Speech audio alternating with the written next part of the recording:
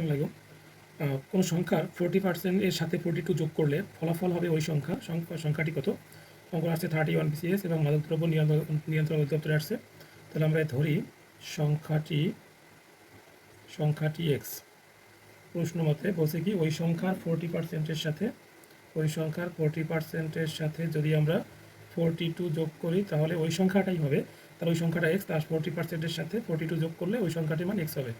তাহলে এখানে আমরা লিখতে পারি হচ্ছে এক্স গুণ 40% মানে 4/100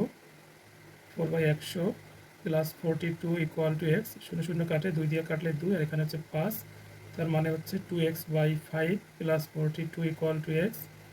তাহলে 42 is equal to x minus 2x/5, এটা দিকে পাঠিয়ে দিলাম। 42 ইজ ইকুয়াল টু লসাগু হচ্ছে 5, তাহলে 5x মাইনাস 2x কোনাকুনি গুণ 42 গুণ 5, 42/5 ইকুয়াল টু গুণ 5 ইকুয়াল টু 3x।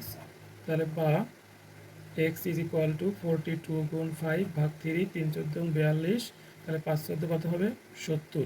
তাহলে ওই সংখ্যাটি হলো 70।